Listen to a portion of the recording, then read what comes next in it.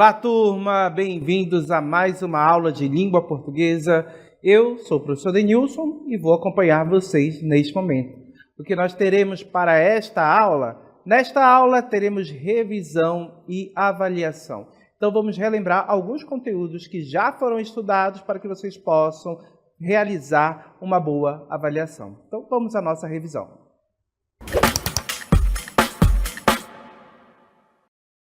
Começamos a nossa revisão relembrando quais são os termos essenciais da oração. Colocando aí para vocês o nosso texto, observe que o sujeito e o predicado são os termos essenciais da oração. Enquanto o sujeito é aquele ou aquilo sobre o que ou quem se fala, o predicado é a informação dada a respeito do sujeito. Então, o predicado é a informação dada a respeito do sujeito. Então, essa aí é uma explicação, uma conceituação de cunho semântico, ok? E como nós podemos identificar o sujeito na oração? É isso que nós vamos trabalhar detalhadamente agora. Então, como identificar o sujeito da oração? Tem um exemplo aqui de oração. Ele, com seus quase 70 anos, tinha a pele marcada pelo sol da Amazônia. Observe que nesta oração aqui, como eu identifico o sujeito? Primeiro, você procura o verbo da oração. Então, onde está o verbo da oração? Identifique o verbo da oração. Aqui, qual palavra exerce essa função de verbo? Observem que a palavra tinha, o verbo ter. E localizado o verbo, já que você identificou, você vai analisar esse verbo. Então, analise o verbo, verifique a quem esse verbo se refere, quem pratica a ação expressa por ele, certo? Então, você faz aquela famosa pergunta ao verbo. Quem tem a pele marcada? Quem tem a pele marcada pelo sol da Amazônia? A resposta para essa pergunta será o sujeito da oração. Então, respondendo a esta pergunta, quem tem a pele marcada pelo sol da Amazônia, percebam que o sujeito é ele. Este pronome está exercendo a função de sujeito da oração, ok? Então, ele é o nosso sujeito. E como nós vamos identificar o predicado? O predicado é muito simples. Retirando o sujeito da oração, tudo que sobrar é o predicado. Então, retirei o sujeito ele, o que irá sobrar? Com seus quase 70 anos, tinha a pele marcada pelo sol da Amazônia. Então, este enunciado é o nosso predicado, é o que se fala a respeito do sujeito, ok? Então, percebam que o sujeito e o predicado são termos essenciais, eles precisam estar presentes ali na oração, ok? Agora, o nosso sujeito, ele pode ser classificado de acordo com o tipo em que se apresenta. E aí nós vamos ter uma classificação específica para cada sujeito. E colocamos essa classificação aqui. Nós temos sujeito simples, composto, oculto, indeterminado e inexistente. Observem que essa classificação segue determinados critérios que estão presentes na constituição desse sujeito, na formação do seu núcleo, na sua determinação ou indeterminação, ou mesmo no uso aí de determinados verbos para definir esse tipo de sujeito, ok? Percebam que nós vamos estudar apenas alguns nesta revisão. Então vamos começar pelo sujeito simples. Pessoal, o sujeito simples, ele possui apenas um núcleo. E quando nós falamos em núcleo, gente, núcleo do sujeito é exatamente aquela palavra mais importante, que não pode ser retirada. Porque se você retira, o sujeito perde o seu sentido, a frase, a oração perde sentido também. Então perceba que o sujeito, ele sempre vai possuir um núcleo, uma palavra base, que carrega todo o sentido. E observem aqui neste enunciado, nessa oração. Seus braços fortes e calejados seguravam o remo com firmeza. Quem é o sujeito da oração? Identificando aí o nosso verbo, nós vamos perceber que nós temos o verbo seguravam. Então, analisando o verbo, a quem ele se refere, então, o que segurava o remo, certo? Então, perceba que a resposta é seus braços. Então, seus braços é o nosso sujeito. E observem que o sujeito é composto por duas palavras, dois enunciados, seus e braços. Qual dessas duas palavras é a mais importante? Qual delas é o núcleo? Observem que um núcleo. A palavra mais importante desse enunciado que constitui o sujeito é a palavra braços. Ela é a mais importante. Retira essa palavra para você ver o que acontece com a oração. Seus fortes e calejados seguravam o remo com firmeza. Observe que eu perdi informação importante. A oração fica sem sentido, percebo que o sujeito perde o sentido também, então percebemos que braços é a palavra mais importante, é a que não pode ser retirada. E observem que neste sujeito nós temos apenas uma palavra exercendo a função de núcleo. Então, nós vamos chamar esse sujeito de sujeito simples, ok? Então, o sujeito simples, ele possui apenas um núcleo, ok? E o sujeito composto? O sujeito composto, pessoal, possui 2 ou mais núcleos. Então, vamos analisar o enunciado aqui, a nossa oração. O vento e a chuva desenharam em seu rosto. Quem é o sujeito dessa oração? Identificando o verbo, nós temos o verbo desenhar. Analisando esse verbo, quem desenhou em seu rosto? Observem que a resposta para essa pergunta é exatamente o vento e a chuva. Aqui está o sujeito da nossa oração, ok? Qual palavra ou quais palavras exercem a função de núcleo? Eu não posso retirar essa palavra ou essas palavras.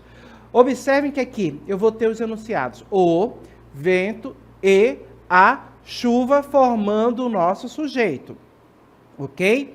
Mas nem todas têm a mesma importância. Qual é a palavra mais importante ou quais são as palavras mais importantes que eu não posso retirar? Senão o sujeito perde sentido ou vai perder uma informação importante, vai se modificar. Percebam que as palavras mais importantes aqui são vento e chuva. Essas palavras formam o núcleo do meu sujeito. Então, como eu tenho 2 núcleos aqui, eu tenho um sujeito do tipo composto, certo? Então, sujeito composto é exatamente aquele formado por 2 ou mais núcleos. Colocando aí a nossa classificação, esse é o nosso sujeito, ok? O tipo de sujeito que nós temos aqui nessa oração. Vamos seguir? O próximo sujeito que nós vamos estudar, o tipo, é o sujeito oculto. Então, o sujeito oculto não é escrito nem falado, mas pode ser determinado pelo contexto ou pelo verbo. Então, perceba que nós conseguimos determinar esse sujeito por meio da análise do verbo. Temos aqui a oração: sentou-se na canoa de madeira escura. Então, quem sentou na cadeira de madeira escura, né? Então, perceba que sentou-se é o nosso verbo, e analisando esse verbo, quem sentou na cadeira, ou seja, na canoa de madeira escura, corrigindo aí a palavra. Observem que a resposta é ele.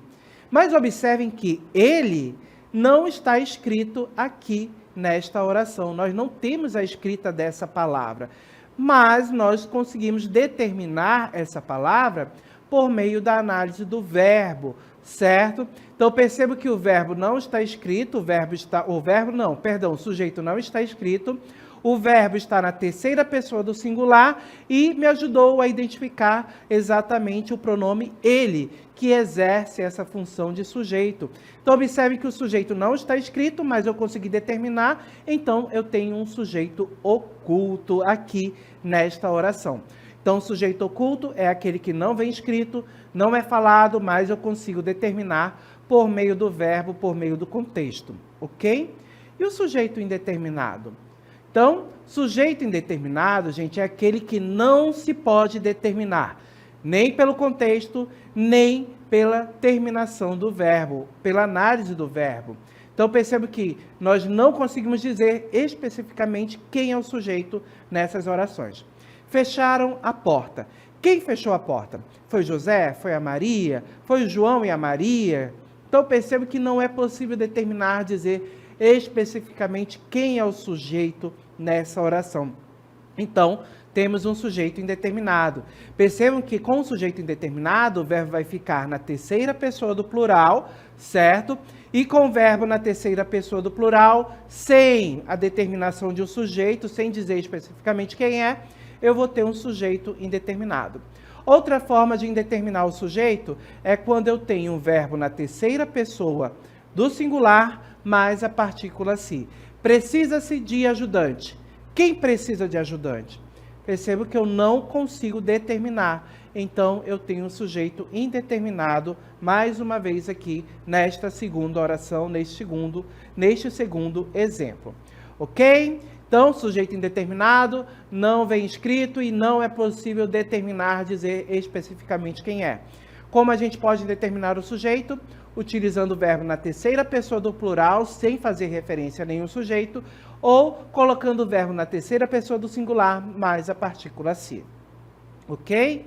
Vamos seguir? Então, já estudamos os tipos de sujeito, sujeito, que é um termo essencial da oração.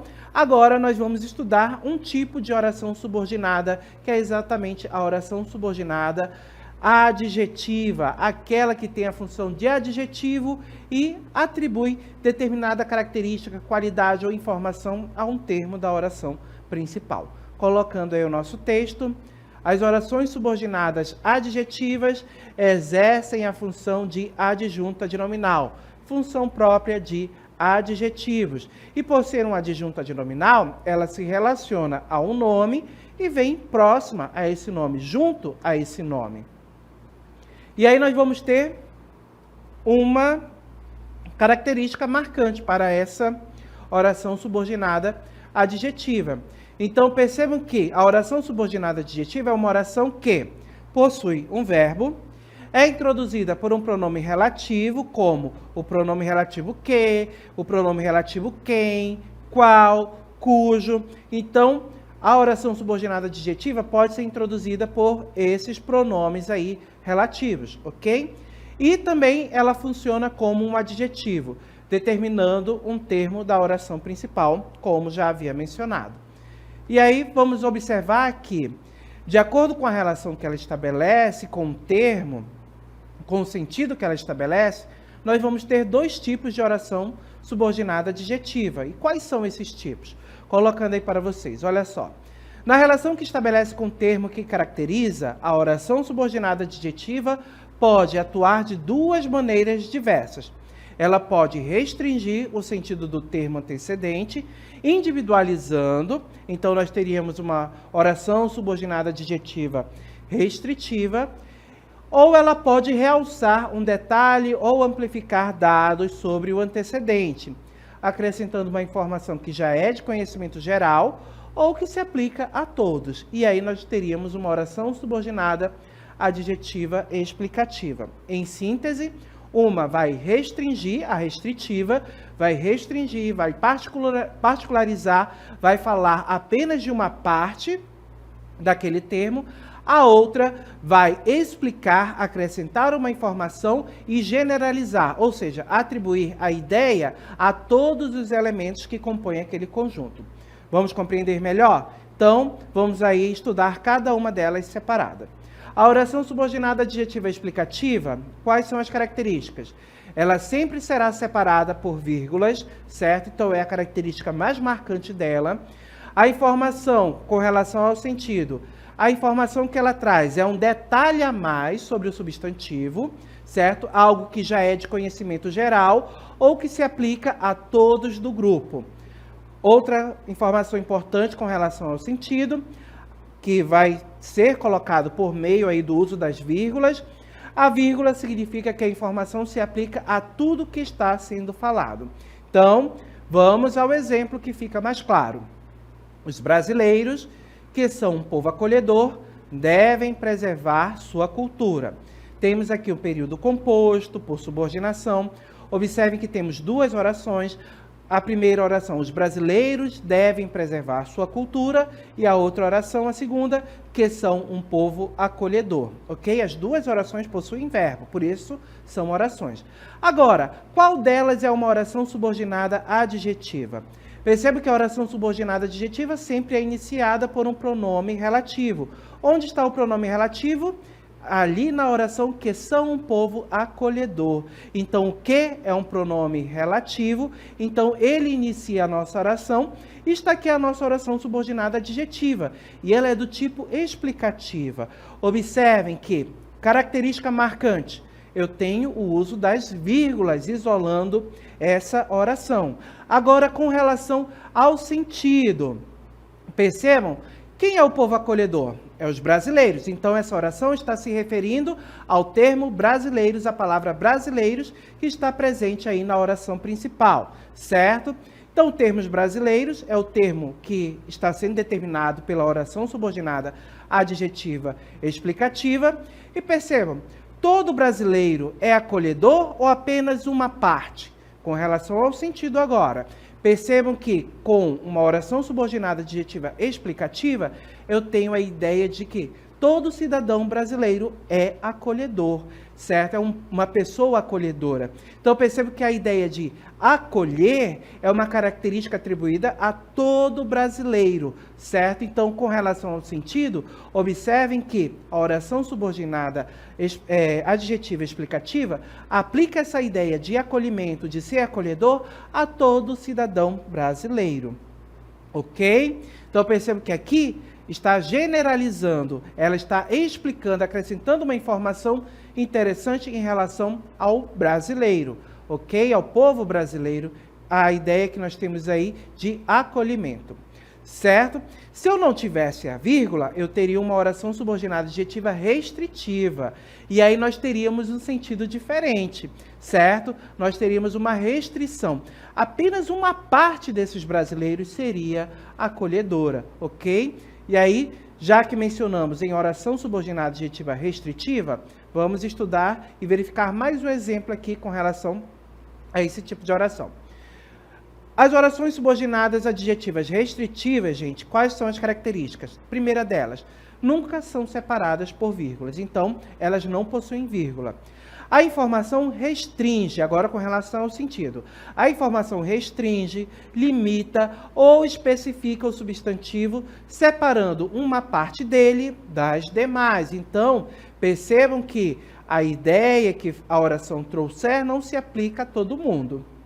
E outro ponto, a falta de vírgula significa que a informação se aplica somente àquele grupo específico. Então, a oração subordinada adjetiva restritiva vai abordar, tratar apenas de uma parte, ok? Vamos ao exemplo que fica mais claro. Os alunos que estudaram passaram na prova. Mais uma vez, um período composto por duas orações. A primeira oração, os alunos passaram na prova, e a segunda oração, que estudaram. As duas orações possuem verbo, certo? A primeira com o verbo passar e a segunda com o verbo estudar, por isso são orações. Agora, onde está a nossa oração subordinada adjetiva? Lembrando que ela sempre inicia pelo pronome relativo, certo? Inicia pelo pronome relativo. Qual é o pronome relativo? Que, certo? Então, que estudaram é a nossa oração subordinada adjetiva restritiva. Perceba que o pronome relativo que está iniciando ali a oração. Agora, a nossa oração principal, os alunos passaram na prova. Lembre que a oração principal não vai possuir pronome relativo, ok? Agora, que estudaram está se referindo a qual termo da oração principal? Ao termo, a palavra alunos. E perceba que está qualificando, determinando e atribuindo ali uma característica. Uma característica, ou seja, uma informação com relação ao estudo. Agora, com relação ao sentido, analisando. Todos os alunos passaram na prova ou apenas uma parte? Percebam que aqui eu tenho uma oração subordinada adjetiva restritiva, eu não tenho as vírgulas separando essa informação aqui, a oração que estudaram. Então, eu sei que a ideia de estudo é atribuída apenas a uma parte desses alunos. Então, apenas uma parte dos alunos estudaram. Ok? E percebe que somente aqueles que estudaram foram aqueles que passaram na prova. Então, a nossa oração subordinada adjetiva é do tipo restritiva, porque está restringindo o sentido, está especificando apenas uma parte dos alunos. Ok? Compreendido? Então, voltando aqui comigo para recapitular rapidinho. Oração subordinada adjetiva possui a função de adjetivo e ela pode ser do tipo restritiva ou explicativa. Quando for restritiva, ela não é separada da oração principal por vírgulas, ela vem sem vírgula e ela vai se referir a apenas uma parte daquele conjunto, certo? Do termo. A informação se aplica a apenas uma parte. Já a explicativa, ela vem isolada por vírgulas e perceba que ela vai acrescentar uma informação a mais que todo mundo pode já conhecer e ela vai sempre trazer aquela ideia de que aquela informação, aquela ideia que ela transmite, se aplica a todos os elementos daquele conjunto, daquele termo lá da oração principal que está sendo qualificado, determinado por essa oração subordinada adjetiva explicativa.